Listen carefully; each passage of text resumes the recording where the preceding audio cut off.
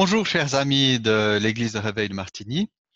C'est un privilège pour moi de vous apporter cette prédication que je veux développer sur une réflexion sur la foi, une réflexion sur la question de la fuite. Avec la grande question qu'on peut se poser, c'est est-ce que la fuite est un signe de foi ou au contraire un signe de désobéissance? Ou pour être précis, quand est-ce que la fuite est un signe de foi et quand est-ce qu'elle est un signe de désobéissance? Alors avant que nous allions plus loin, je propose que nous remettions ce temps entre les mains de Dieu afin qu'il conduise, que sa parole touche notre cœur. Seigneur, nous sommes devant toi. Nous sommes devant toi dans une période troublée, une période où beaucoup de questions se posent à nous. Et nous voulons rester disponibles à toi, que ta parole nous parle par ses exemples, par ses enseignements. Nous avons besoin de toi maintenant pour que tu nous éclaires. Merci Seigneur d'accompagner chacun, chacune. Tu vois nos situations de prière, de détresse, situations de confinement, situations où nous réalisons combien nous devons encore être plus près de toi. Et merci pour ton Saint-Esprit maintenant, qu'il éclaire notre cœur. Amen. Alors pour vous aider, pour nous aider dans notre lecture, je vais maintenant projeter ou mettre un canevas. Voilà, j'affiche ça en mode lecture. Un canevas qui nous éclaire sur ce que j'ai à vous dire parce que nous étudierons un passage particulier dans le deuxième volet de cette prédication. Mais dans le premier volet, nous allons plutôt faire un survol des passages bibliques et des récits bibliques qui peut nous parler de la question de la fuite. La question c'est, est-ce que s'enfuir, c'est de la lâcheté? Et est-ce que celui qui s'affronte, qui confronte le danger, a toujours raison?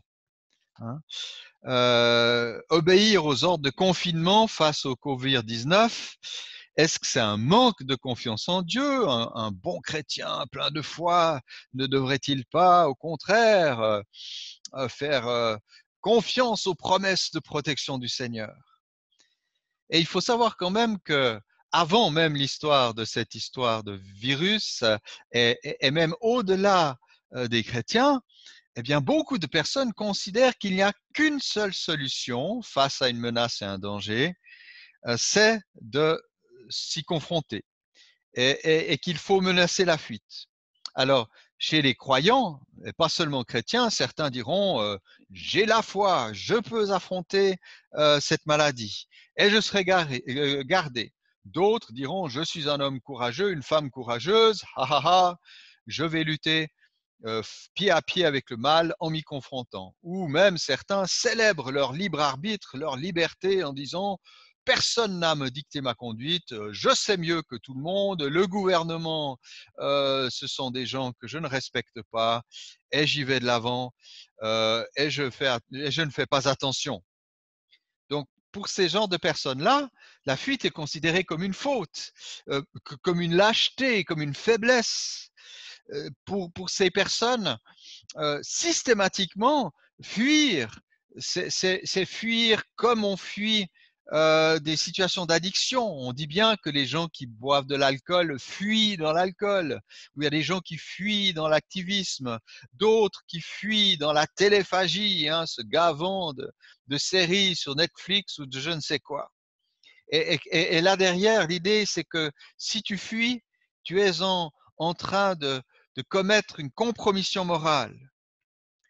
Mais si l'on regarde de près les Écritures, on voit que la question est beaucoup plus complexe que ça, beaucoup plus subtile, et qu'il n'y a pas de réponse automatique.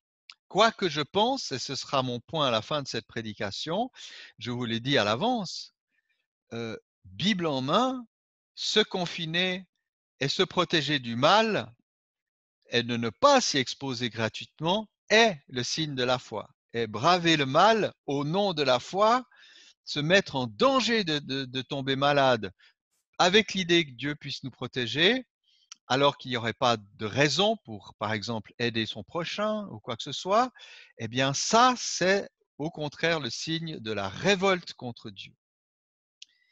Alors, sortons de l'ornière de nos réflexes conditionnés qui nous font toujours avoir la même réponse aux problèmes que nous rencontrons. Et regardons déjà les cas où, dans la Bible, d'un côté, on en voit beaucoup, la fuite est obéissance, et puis il y a d'autres cas où elle est désobéissance. La fuite peut être obéissance à Dieu, on trouve des exemples assez frappants. On peut même dire que la fuite, c'est vraiment exprimé par la volonté de Dieu. Dieu donne l'ordre de fuir dans plusieurs situations. Si on prend l'Ancien Testament, Lot, neveu d'Abraham, qui vit à Sodome, le Nouveau Testament dit que c'était une vie de souffrance d'un homme juste au milieu d'une situation injuste. Et les anges du Seigneur lui donnent l'ordre de quitter Sodome, qui est menacée de destruction à cause du mal qui y règne. Et voilà ce que nous dit le texte dans la Genèse, au chapitre 19. Comme il tardait, vous voyez, Lot a eu de la peine à partir. Comme il tardait, les hommes, qui sont les anges dans cette histoire, le saisirent par la main, lui, sa femme et ses deux filles, car le Seigneur voulait l'épargner. Ils l'emmenèrent et le laissèrent hors de la ville. Après les avoir fait sortir, l'un d'eux dit « Sauve-toi pour ta vie !» Une autre situation un peu plus trouble, c'est quand Jacob s'enfuit d'Ésaü après avoir volé la bénédiction qui était normalement échue à Ésaü. J'ai dit Ésaïe, excusez-moi. Jacob fuit Ésaü et il fuit après avoir quand même magouillé. Mais bon, il arrive à Bethel, il a cette vision, ce songe, où il voit qu'il est dans un lieu où Dieu entre en contact avec l'homme. Et Dieu, dans ce songe et dans son entretien avec Jacob, il bénit Jacob, malgré les conditions un peu troubles qui ont présidé à sa fuite. Et voilà ce que dit le Seigneur avec une prophétie, une prédiction sur sa vie. Voici, je suis avec toi, toi qui fuis. Je te garderai partout où tu iras. Je te ramènerai dans ce pays, Canaan, car je ne t'abandonnerai pas, que je n'ai exécuté ce que je dis. Autre exemple de fuite, c'est David face à Saül. David appelé auprès de ce roi, perturbé par un mauvais esprit, et qui, jouant de la harpe, essayait, et ça marchait souvent, essayait d'apaiser Saül dans son tourment. Et voilà ce qu'il est dit.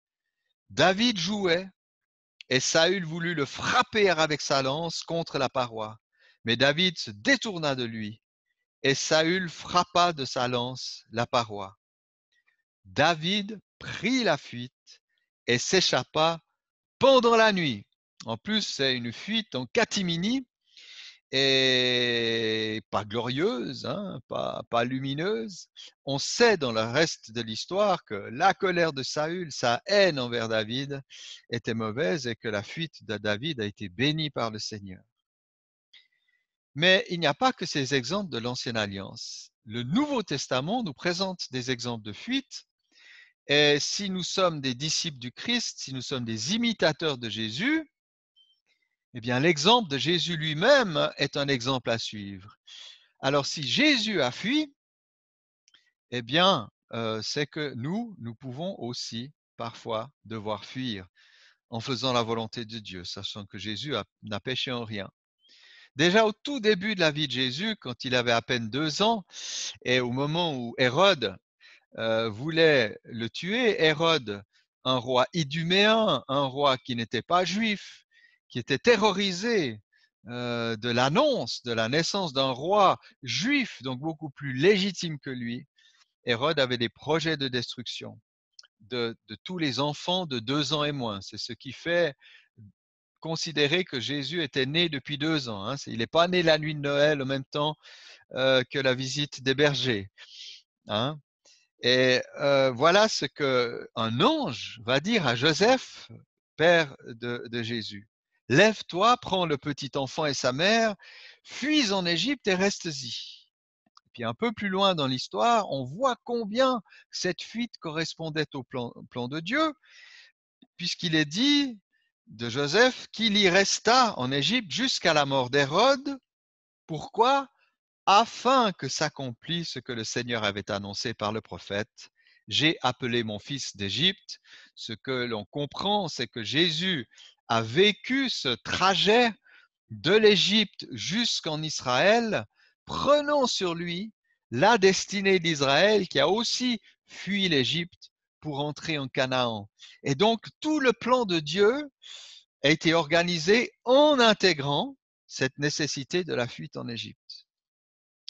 Et puis plus tard dans le ministère alors d'adulte de Jésus, quand il est à Nazareth, vous savez qu'il est à Nazareth, qu'il lit un extrait du prophète Ésaïe, s'identifiant à ce Messie, identifiant les temps présents comme étant ceux de l'accomplissement du salut. Et là, les gens étaient vraiment fâchés. Et voilà ce qu'il se passe avec Jésus. S'étant levé, les gens le chassèrent de la ville. Ils le menèrent jusqu'au sommet de la colline sur laquelle leur ville était bâtie, afin de le jeter en bas. Mais Jésus, passant au milieu d'eux, s'en alla. Comment ça? Jésus, il est venu mourir pour nous. Là, l'occasion semblait rêver qu'il soit mis à mort. Mais Jésus savait que les prophéties voulaient qu'il meure à Jérusalem. Il obéissait au Père. Et il avait aussi pris conscience qu'il n'était qu'au début de son ministère, qu'il fallait absolument qu'il accomplisse beaucoup d'enseignements, de miracles, de guérisons et d'actes avant d'accepter sa mise à mort et sa crucifixion. Et Jésus, donc conscient de la volonté de Dieu, obéit à Dieu et fuit avec un miracle, puisqu'il arrive à s'échapper de ces gens comme si il ne le voyait pas. Hein. Il arrive à s'échapper de ces gens tout calmement et il fuit la mort à ce moment-là. Un autre épisode qu'on trouve dans l'évangile de Jean, c'est qu'après avoir multiplié les pains, Jésus a eu un tel succès que la foule voulait le faire roi. Et voilà ce que dit Jean au chapitre 6. Sachant qu'ils allaient venir l'enlever pour le faire roi, il se retira de nouveau sur la montagne lui seul. Parce que de nouveau, la volonté de Dieu, ce n'était pas que Jésus soit intronisé en roi glorieux et célébré comme le Messie par l'ensemble d'Israël. On peut dire pendant son ministère terrestre, il y aura cette célébration lors des rameaux, quand il entrera à Jérusalem, bien plus tard, mais ce n'était pas le moment. Donc Jésus a fui à ce moment-là la foule qui voulait faire de lui un roi. Pourtant, ça avait l'air sympathique comme perspective, mais il a fui cette perspective sympathique. À la suite de Jésus, je prends encore deux exemples dans le Nouveau Testament avant de parler d'autres aspects. Là, vous voyez les exemples que nous voyons, ce sont des exemples de fuite face à un danger physique, un risque de mort ou de blessure. Et à la suite de Jésus, l'apôtre Paul, par deux fois au moins, s'est enfui. Au tout début de son ministère, alors qu'il était allé à Damas pour persécuter les chrétiens, vous savez qu'en chemin, il a une révélation du Seigneur, il découvre le Seigneur Jésus comme le Seigneur auquel il soumet sa vie, et bien sûr, il se met à prêcher Jésus-Christ comme Seigneur et Sauveur dans la ville de Damas, ce qui crée chez les autorités juives non croyantes, d'autres ont cru bien sûr, mais chez les non-croyants, un désir meurtrier. Et Paul s'enfuit la nuit dans un petit panier en catimini. Plus tard dans son ministère à Thessalonique, à peu près le même schéma. Pendant 3 semaines, Paul prêche 3 samedis dans la synagogue de Thessalonique. Certains juifs croient, mais toute une série sont hostiles à lui et il s'associe en plus à des non-juifs. Et voilà le cher Paul et Silas et Timothée qui doivent s'enfuir de nuit de nouveau, un peu comme des voleurs, loin de la persécution. Et ils font la volonté de Dieu, il n'y a aucun doute. Donc là, on a des exemples de gens qui fuient le danger. Mais il y a aussi la fuite spirituelle, la fuite face à la tentation. Et là, on va aussi voir des exemples de l'Ancien Testament, plus des enseignements du Nouveau. Dans l'Ancien Testament, il y a une très belle phrase de Job. Job, homme marié, qui a appris à faire fuir son regard. Homme marié, il dit, j'avais conclu un pacte avec mes yeux. Il ne devait jamais porter un regard chargé de désir sur une jeune fille. Il a décidé de ne pas confronter, affronter la tentation, mais au contraire de la fuir en détournant le regard. Joseph aussi dans un même domaine de la tentation de l'adultère, une fois qu'il est prisonnier ou esclave en Égypte, esclave de Potiphar, chef des bourreaux, voilà que la femme du patron veut coucher avec lui et Joseph s'enfuit. Hein, alors que cette femme disait couche avec moi. Et le texte nous dit dans Genèse au chapitre 39 que Joseph lui laissa son vêtement dans la main et s'enfuit au dehors. Et ça, c'est vraiment une fuite de vertu. C'est parce que Joseph était vertueux, c'est parce qu'il respectait Potiphar et qu'il ne voulait pas déshonorer son maître, insulter son maître. On sait que par la suite, il sera faussement accusé d'adultère, etc. Mais on voit une conduite exemplaire dans la fuite. Pour reprendre aussi la question de l'immoralité sexuelle, Paul dit aux Corinthiens, il donne deux exhortations de fuite dans son épître. Il dit fuyez l'inconduite ou l'immoralité sexuelle et, mes amis, un peu plus loin, en Corinthiens 10, fuyez l'idolâtrie. Très intéressant aussi pour nous. Si on parle par exemple de la pornographie, si on parle de toutes ces tentations visuelles ou médiatiques que nous avons, la solution, c'est de ne pas nous penser plus fort que notre libido, plus fort que nos pulsions sexuelles, nos désirs sexuels, dont on sait qu'ils sont très forts chez nous. Et quand bien nous sommes chrétiens, nous savons que c'est toute une discipline et une hygiène de vie, que tout ne se fait pas d'un coup. Mais la réponse biblique à la tentation sexuelle, ce n'est pas de dire je regarde quand même et je serai plus fort. C'est fuir, fuir, détourner le regard, éteindre l'écran, mettre des filtres qui permettent de fuir. Dans l'Apocalypse aussi, au sujet de la grande Babylone, qui est ce système du monde oppressant, qui s'attaque à tout ce qui peut se rattacher à Dieu, une puissance financière, etc. L'ordre est donné. Reprenons aussi ce que Ésaïe disait par rapport à Babylone, avec aussi des accents concernant les fins des temps. Sortez du milieu d'elle, mon peuple, afin que vous ne participiez pas à ses péchés, que vous n'ayez pas de part à ses fléaux. Donc vous voyez, les exemples et les enseignements sont quand même très importants concernant la fuite comme étant une bonne chose. Mais bien sûr, la fuite peut être une désobéissance. Et là, de nouveau, sur les deux volets, on trouve des exemples bibliques avec les mêmes personnages parfois que ceux qui ont fui à raison. Par exemple, David. David affronte Goliath. Il l'affronte Goliath au nom du Seigneur. Tout Israël craignait ce héros.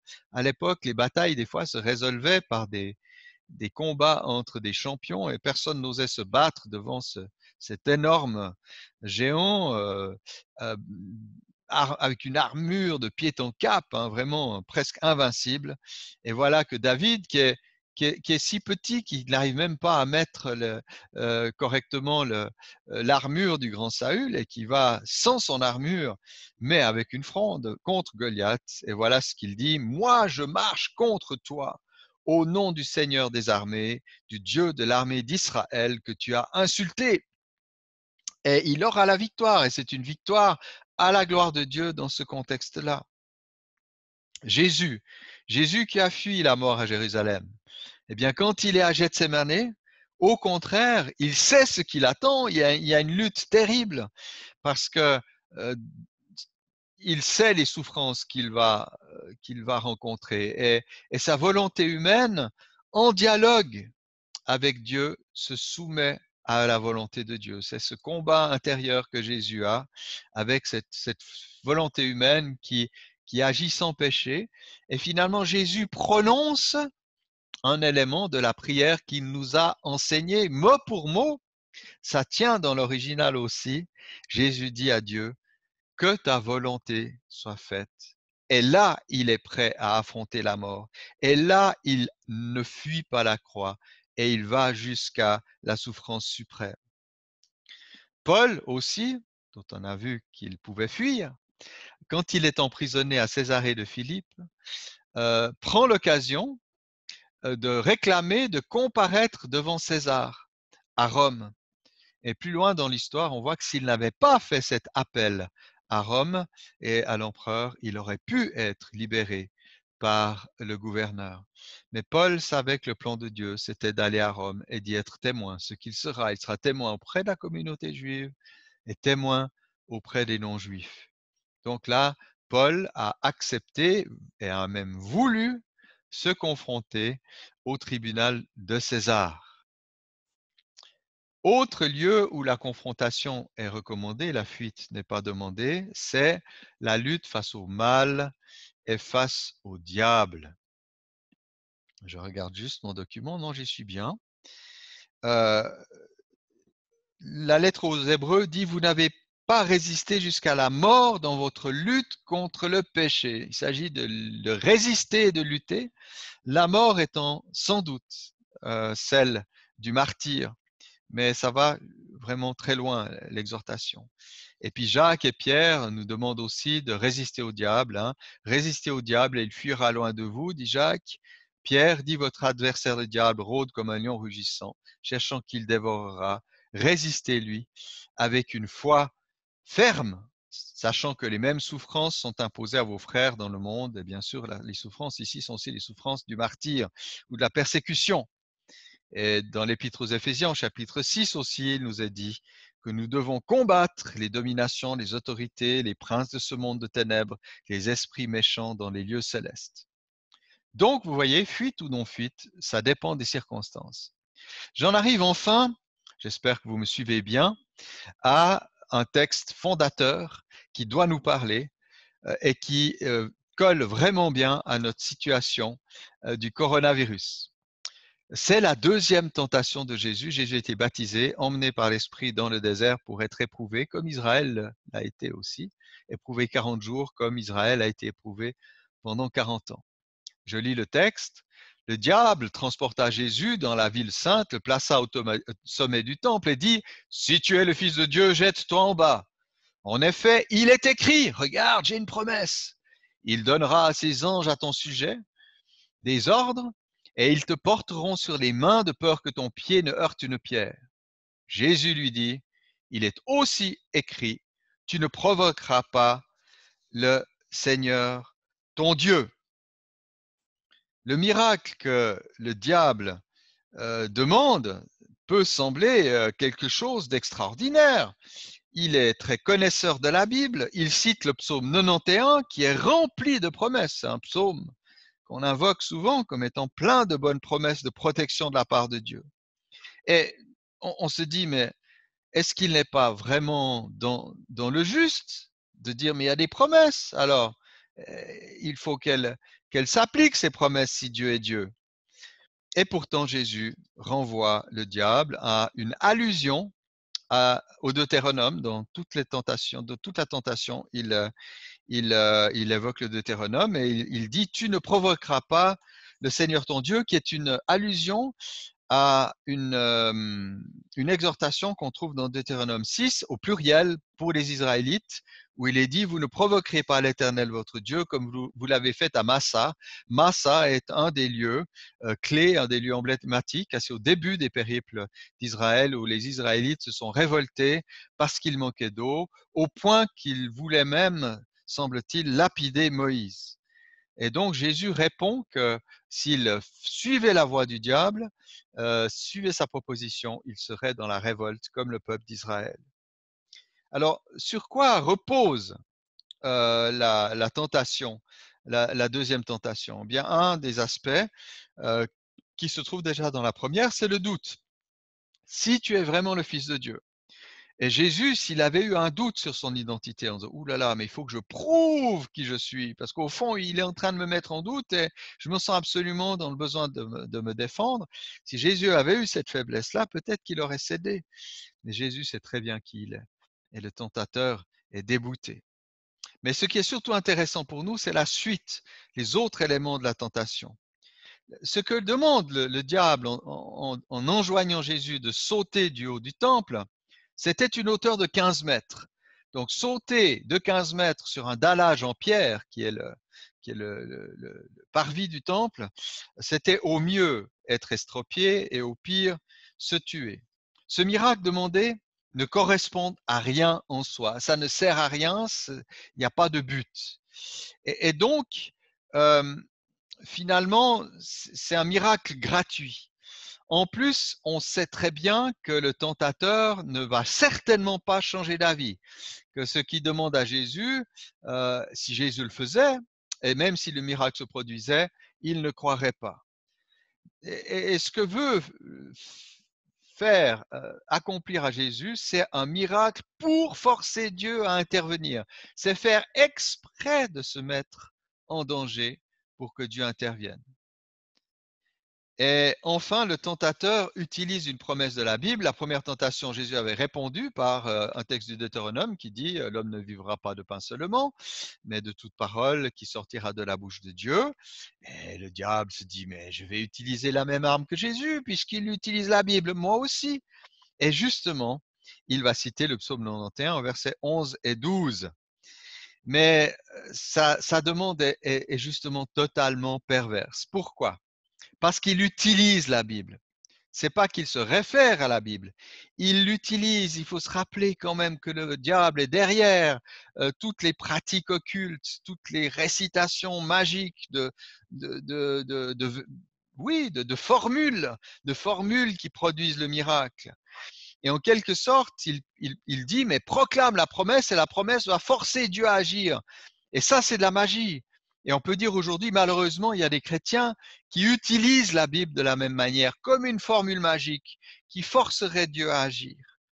Et cette vision païenne, fondamentalement, de prendre la Bible pour faire fonctionner Dieu, eh bien, ça renverse les rôles, puisque Dieu devient le serviteur et l'esclave du croyant qui est le donneur d'ordre. Et c'est une perversion monstrueuse. Et si Jésus faisait ça, il ne serait plus Dieu le Fils qui obéit au Père.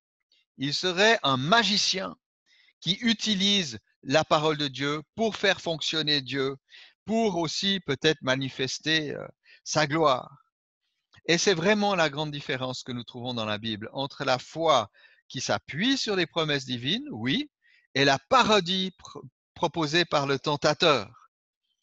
Quand nous nous adressons à Dieu et même quand nous évoquons ses promesses, nous devons toujours garder notre rang. Dieu reste Dieu, c'est lui qui est maître de la réponse et quelles que soient les promesses sur lesquelles nous pensons nous appuyer, nous ne sommes pas des donneurs d'ordre. Je n'accepte pas quand on réclame de Dieu quelque chose. J'entends qu'on doit le supplier. Regardez pour le pardon. Nous savons très bien que Jésus a porté tous nos péchés à la croix, que son sang nous purifie de tout péché. Mais Jésus nous donne l'ordre quand même de demander ce pardon. Hein? Pardonne-nous nos offenses, comme nous pardonnons à ceux qui nous ont offensés. Et pas, je proclame, selon la promesse de 1 Jean 2, que tu me pardonnes. Non, je crois et j'ose te demander, même si je suis sûr que tu vas répondre par la positive. Même Joël, un prophète qui a prophétisé sur Juda quand Juda était dévasté par des sauterelles et une sécheresse, signe de la colère de Dieu, il appelle le peuple à se repentir en disant mais Dieu s'est révélé comme le Dieu de miséricorde et de bonté. Mais voilà ce que dit Joël au verset 14 du chapitre 2. Qui sait, peut-être regrettera-t-il encore et laissera-t-il après lui la bénédiction. Vous voyez, même quand on sait que Dieu est bon et qu'il exaucera, on garde la question ouverte. Donc c'est important. Vous savez, une fois un athée en mourant a dit « Ah, si Dieu existe, il me pardonnera bien, c'est son métier. » Eh bien, ça, c'est la parodie de la foi. C'est de considérer Dieu comme un serviteur, comme un esclave dont le métier est de nous bénir. Et on oublie qu'il est Dieu, que nous ne sommes que créatures. Donc finalement, revenons maintenant aux applications directes concernant le coronavirus. Posons les faits.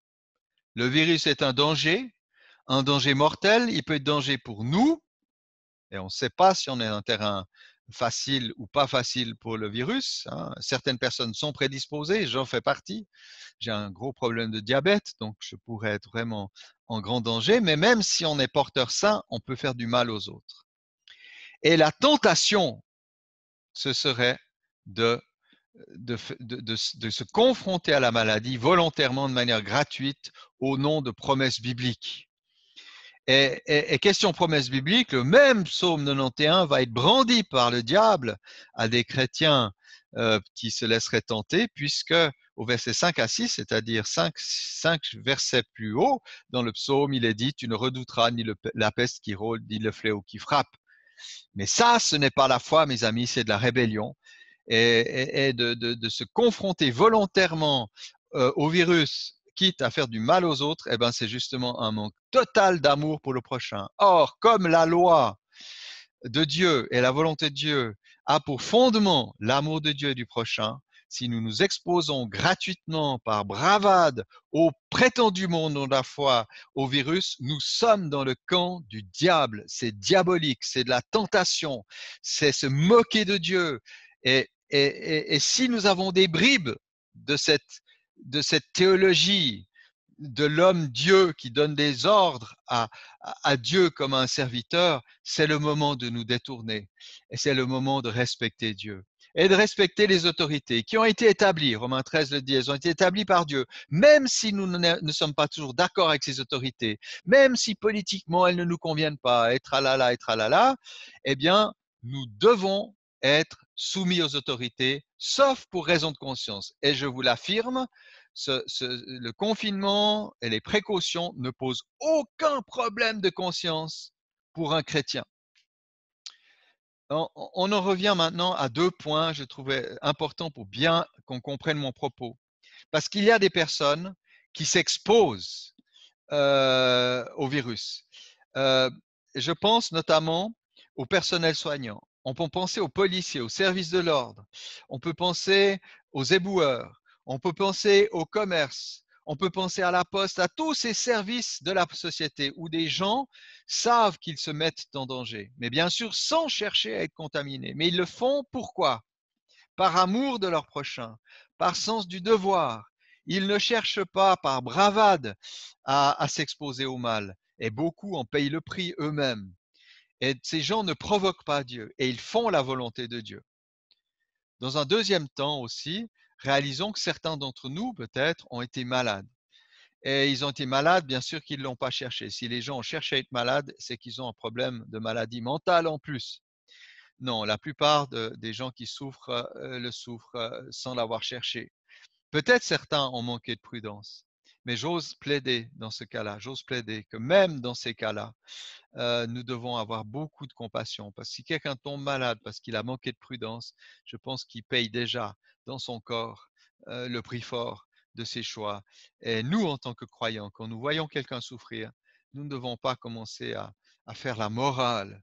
Nous sommes là pour aimer, pour aider, pour soutenir.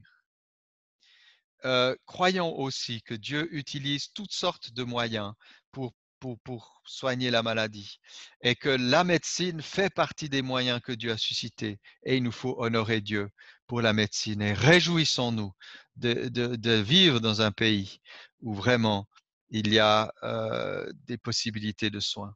Et donc, le recours à la médecine est bien sûr légitime.